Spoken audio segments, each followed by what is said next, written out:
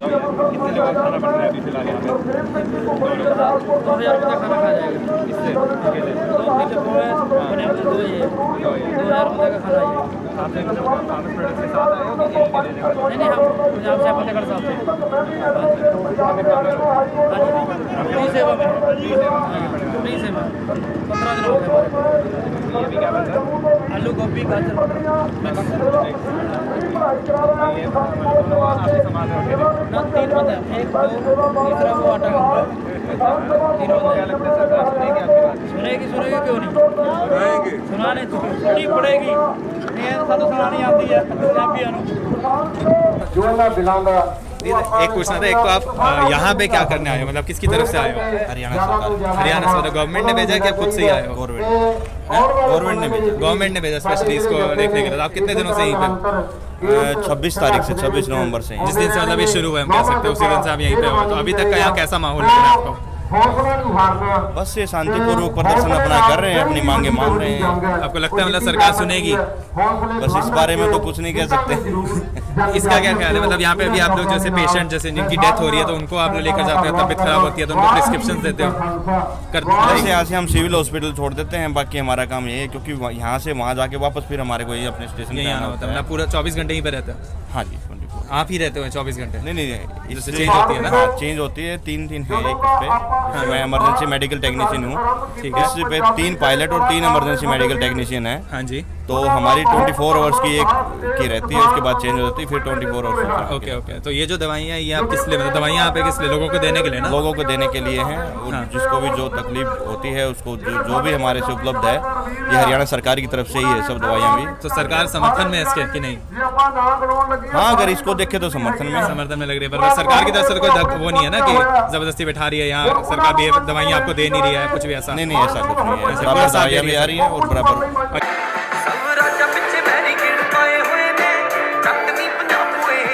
ठंड के समय में गंदा पानी तक फेंका गया है, बुजुर्गों के ऊपर आंसू गैस के गोले, काफ़ी लोग उसमें जख्मी भी हुए हैं। तो मतलब बहुत सारी ये है, और कुछ पूंजीपतियों को फायदा पहुंचाने के लिए अडवाणी अंबानी जैसे अंडानी अंबानी और बाबा रामदेव जैसे जो लोग हैं, तो उनको फायदा पहुंचाने के लिए और किसानों को बेच दिया है उनके हाथों में। बार काउंसिल ने, सुप्रीम कोर्ट की बार काउंसिल तक में सीनियर वकील जो किसानों की स्टेज पे आकर के समर्थन दे करके जा रहे हैं, तो क्या अगर उनको समझ में नहीं आ रहा है? कोई वकील से ज़्यादा कानून कौन जानता है? जो सीनियर वकील हैं, जजों की बराबरी की नॉलेज रखते हैं वो, और वो अगर आकर के किसान का समर्थन कर रहे हैं, तो इससे बड़ी मतलब और प्रत्यक्ष को प्रमाण की ज़रूरत है, कहते हैं नहीं होती है, तो इससे बड़ा प्रमाण और कुछ नहीं हो सकता। मैं और ये दोनों भाई फौज में ड्यूटी करके आए हैं, आर्मी में। मैं बोलता हूँ कि दुनिया बोलती है कि आर्मी की ड्यूटी सबसे सख्त है। मैं बोलता हूँ सबसे सख्त ड्यूटी किसान की है, जो कि अन्नदाता है, जिसने अनाज पैदा करता है। सबसे ज़्यादा परेशान हो ही रहता है। हम तो 20-22 साल के बाद पेंशन के हकदार बन जाते हैं। हमारे तो घर में अभी पेंशन आ रही है। ये तो बेचारा एक बार ही दाना डाल दिया, उसके बाद बादल को देखता रहता है कि कहीं मेरा बरसात तो नहीं हो गया, और जब तक इसके घर में नहीं आती तब तक ये उस अनाज का हकदार नहीं बनता, उसके पैसे का हकदार नहीं बनता। मैं बोलता हूँ सबसे ज़्यादा दिन रात की काम करता खेतों में, सर्दी में, बरसात में, पानी में। अभी बरसात होती है तब वो पशुओं के लिए चारा लेके आता, तब उसका गुजारा होता है। सबसे ज़्यादा मजबूर, सबसे ज़्यादा हार्ड, सबसे ज़्यादा काम करने वाला एक किसान ही होता है। अगर वो एक बार ही आए किसानों में काम करके देखे, मोदी और उनके जो लीडर हैं जिन्होंने कानून लागू किए हैं किसानों के बिना बताए, तो वो अपने आप समझ जाएगा। अभी आप बता रहे थे कि जो दूसरे विपक्ष पार्टी हैं, अभी कैप्टन साहब भी आगे चले गए, आप पार्टी भी चले गए, खाली भी चले गए। वो आए ना, इधर बैठे, इधर रात में हमारे साथ ड्यूटी थे। कैप्टन साहब ने कुछ आपकी हेल्प करी, कुछ पैसे दिया, आपकी कुछ मदद करी? कुछ नहीं कर रहा है, क्या करेगा वो तो आया इधर, उसके बाद चाय पी के चला गया, उसके बाद तो कोई बातचीत नहीं हो रही। अगर वो करने लायक होते तो हम क्यों आते इधर? राजनेता सिर्फ राजनीति कर सकता है, एक ही थाली के तभी आएगा ना। हट्टे चट्टे हैं सारे एक ही जगह पे। सिर्फ विश्वास नहीं कर सकते। ये तो जब गरीब किसान मजदूर है, यही सड़कों पे आया हुआ, यही अपने हक के लिए बैठा है। और ये आप लोग जो मीडिया वाले हैं, हाँ जी, हाँ जी। अब वाले हैं, इन्हीं की देन है, कलाकारों की देन है, जो कि सारे विश्व को एक कर दिया, सारे भारत को एक कर दिया, पूरे वर्ल्ड को एक कर दिया। ये आप लोगों का ही धन्यवाद है जो हमारे साथ आके आप लोगों ने मदद किया नहीं, और आगे बढ़े। क्योंकि मोदी ने हमेशा है कि मैं देश का चौकीदार हूँ, मैं देश के लिए चौकीदारी करूँगा, वो- सब कुछ करूँगा किसानों के लिए। और क्या, वो और बिल्कुल क्या? चौकीदार है, वो चौकीदार ही बनेगा। अगर ये बिल हमने मोर्चा जीत लिया, हाँ जी, हाँ जी। हम बिल वापस करवा के चढ़ेंगे, चाहे हम 4 साल रुके, 2 साल रुके। हमारे अभी भी आज भी मेरे घर में इतनी दिक्कतें थी, मैं बेटे ने और मेरी मिसेज ने बोला कि आप वहाँ से मोर्चा जीत के ही आना, मेरे बच्चे बोलते हैं जीत के ही आना। और उन्होंने सारी प्रॉब्लमें हल कर दी। और जहाँ भी हम फ़ोन कर रहे हैं कि मैं वहाँ पे बॉर्डर पे हूँ, कि ये बैंक में जा रहे हैं, कहीं भी जा रहे हैं, किसी के पास जा रहे हैं, तो पहले फर्स्ट प्रायोरिटी दे रहे हैं किसानों को। हाँ जी। वो काम कर रहे हैं वहाँ पे जो आम लोग हाँ हैं। जी। और मोदी जी, अगर हम ये मोर्चा जीतेंगे हम और इस कानून को रद्द करवा के जाएंगे। हाँ जी। जिस दिन कानून रद्द हो गया उस दिन अडानी वानी मोदी का सारा कुछ हड़प लेगा। क्योंकि मोदी एक प्रधानमंत्री है और उसको शर्म आनी चाहिए। उसके कंधे पे हाथ रख के ऐसे चलता हो, ऐसे उसके घर में बच्चा पैदा हो, उसके पास तो गया सुनने के लिए। हाँ जी। और जहाँ पे किसान मर रहे हैं, इनका कभी उसने बोला उसमें टीवी में आया? नहीं आएगा। ये चौकीदार है, चौकीदार एक सिक्योरिटी गार्ड की ड्यूटी करनी पड़ेगी उसको। कब? जब ये अब कानून रद्द करेगा उस टाइम ये बर्बादी पे खड़ा होगा।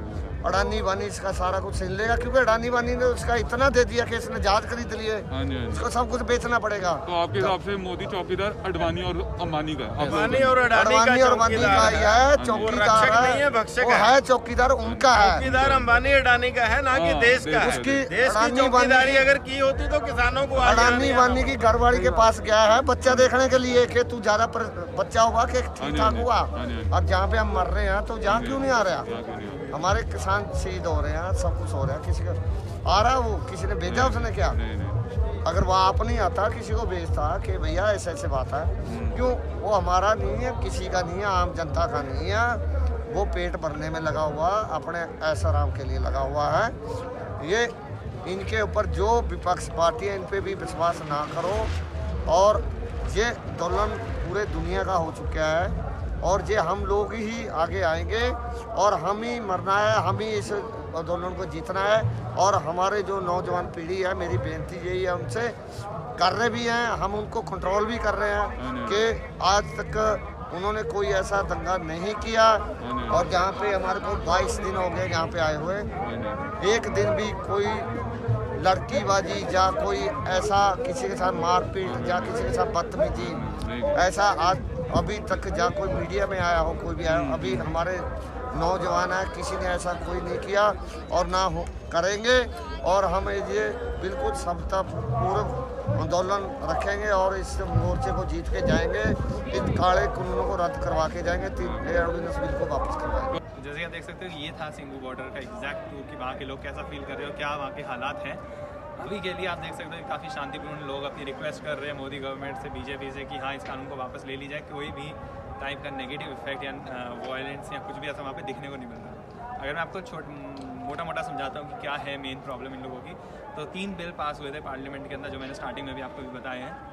तो उन बिल से ये प्रॉब्लम है कि एक तो देखिए पहला कि MSP जो थी पहले, जो गवर्नमेंट का एश्योर्ड रेट मिलता था फार्मर्स को, वो अब नहीं रहेगा। वो हट सकता है, नहीं भी हट सकता, अभी तक गवर्नमेंट ने वो क्लियर नहीं करा, जो कि सबका ये कहते हैं कि धीरे धीरे करके हटा देंगे। दूसरा जो गवर्नमेंट की अपनी मंडी थी, APMC मंडियाँ थी, उसको भी हटा के अब ये लोग प्राइवेटाइजेशन में कर रहे हैं। यानी कि अब कोई प्राइवेट प्लेयर आ सकता है, रेट वहाँ के तय कर सकता है और कर सकता है। अब इसका कारण क्या है कि लोग इससे डरे क्यों हैं प्राइवेटाइजेशन, जबकि सरकार ने कहा है कि वो लोग पब्लिक वाला हटाएंगे नहीं। तो मेन फंडा ये है कि पब्लिक के अंदर, पब्लिक मतलब गवर्नमेंट का जो है मंडी, उसके अंदर आपको टैक्सेस देने पड़ेंगे। प्राइवेट के अंदर वो टैक्स नहीं है।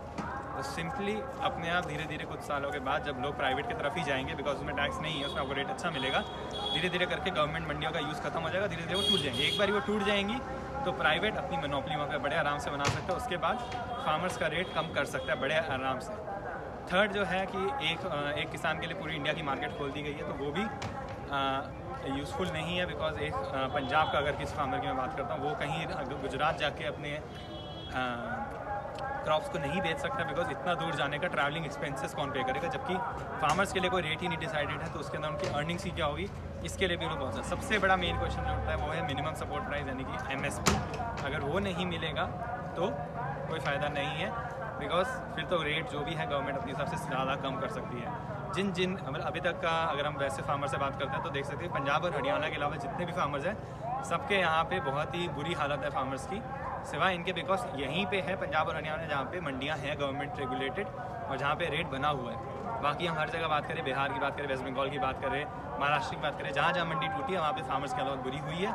जैसा कि हम वैसे भी अपने एग्जाम्पल्स भी दे सकते हैं कि जब भी प्राइवेट प्रॉपर्टी कहीं घुसती है तो पब्लिक हमेशा ख़त्म हो जाती है। अगर हम स्कूल्स की बात करते हैं तो प्राइवेट स्कूल ज़्यादा चलते हैं पब्लिक स्कूल से।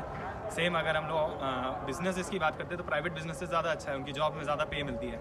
सेम अगर हम हॉस्पिटल्स की बात करें तो हॉस्पिटल में भी प्राइवेट हॉस्पिटल ज़्यादा अच्छे हैं पब्लिक से, और पब्लिक की डिमांड कम होती जाती है बिकॉज लोगों अच्छा ट्रीटमेंट देते हैं। तो ये है बेसिक मोटा मोटा जो आप लोगों में समझा पाए। अगर आपको कुछ और जानना है तो प्लीज़ मेरे को DM कर दो, मैसेज कर सकते हैं आप हमारे कमेंट बॉक्स में, नहीं तो आप इंस्टाग्राम पे भी हमें कमेंट कर सकते हो। Thank you for watching guys, this was burnout. आगे हम आपके लिए और वीडियोस लेकर आएंगे इससे रिलेटेड।